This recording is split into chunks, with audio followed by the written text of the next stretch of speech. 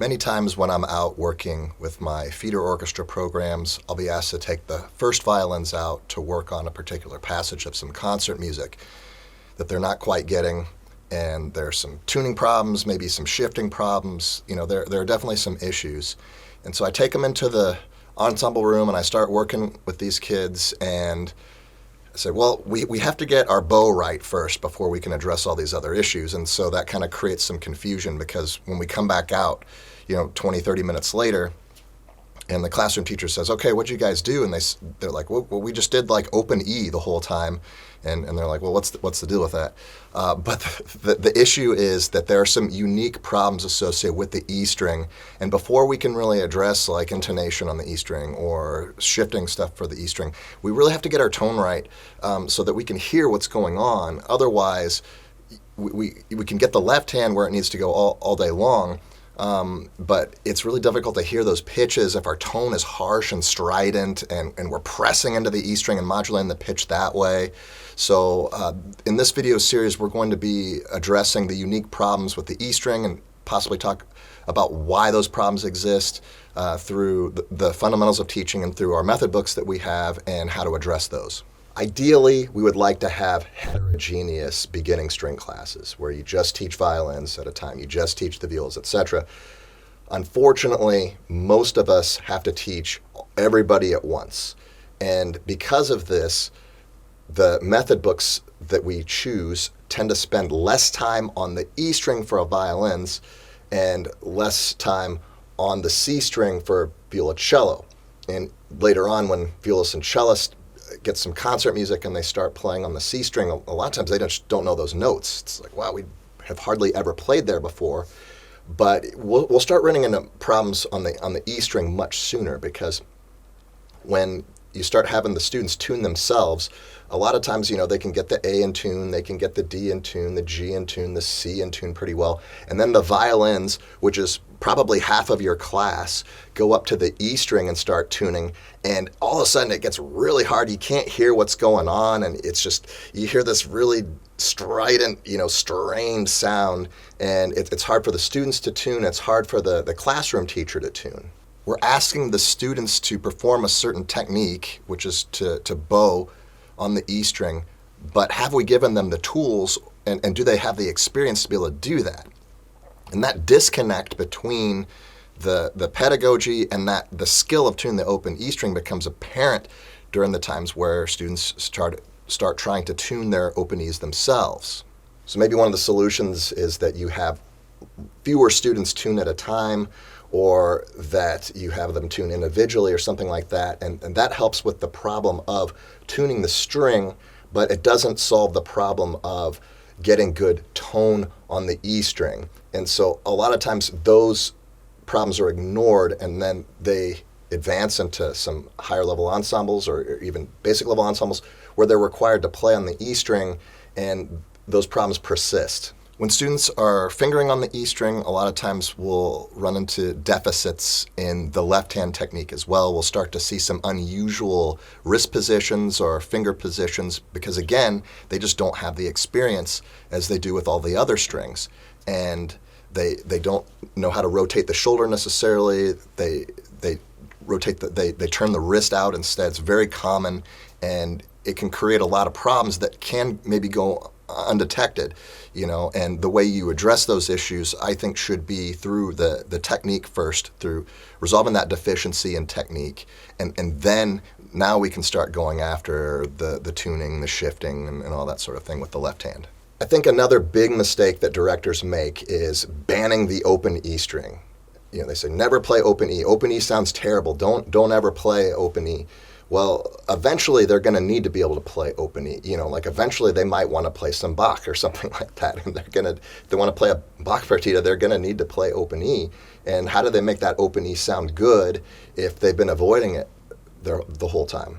Later on in this video series, we're going to talk about accountability. And I'm going to suggest that having just a general rule of never play open E, always play fourth finger E on the A string is sort of the anti-accountability to maintaining and creating good tone on the E string, because we avoid that sound instead of learning how to fix that sound.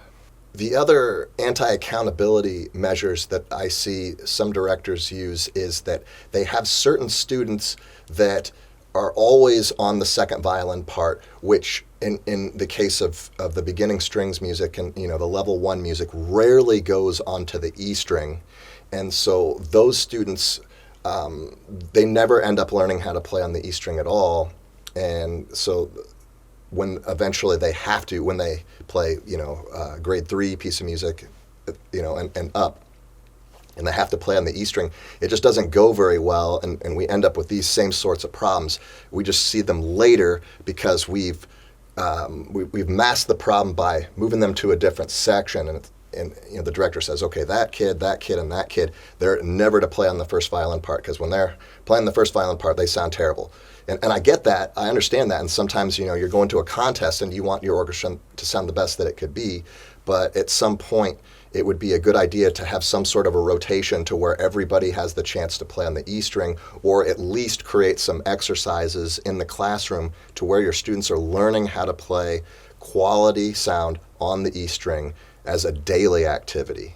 And I say daily activity because, I'm not talking about like that one page in the method book that covers the E string and we spend, a few days or a week on it, and okay, we play this exercise and this exercise, and we think that's going to fix everything, okay, and then we don't go back to it again until it appears in the concert music.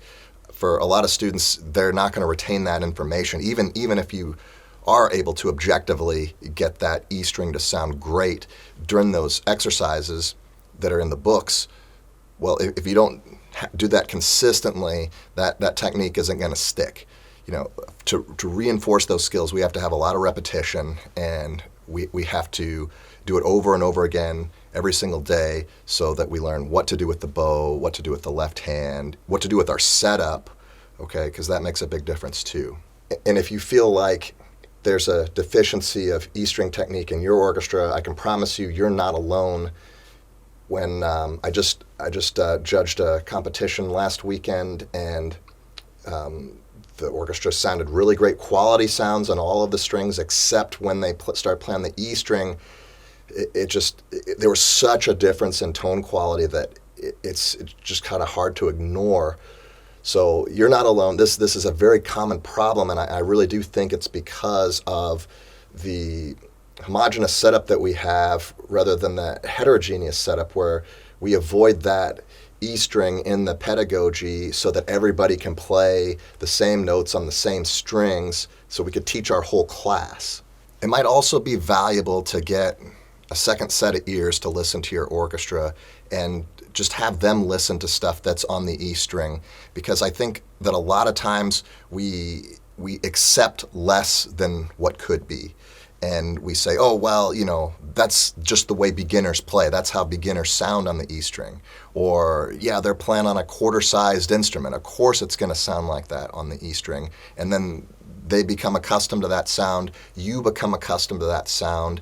And you just accept it. And I think that maybe having somebody else come in and just somebody who can give you some honest advice and some good constructive feedback, somebody that you trust to come in and take a listen to your group and see if they can hear the change when they go to the different strings. And if so, there's definitely some things we can do to fix it, regardless of how long they've been playing the instrument, regardless of what kind of strings are on the instrument, regardless of the quality of the instrument. Although all three of those things do make a difference. If the student's been playing longer, well, obviously they should be able to sound better on the E string. If they've got better strings, obviously they're going to have an advantage. And if they have a decent quality instrument, yeah, they're going to have an advantage too.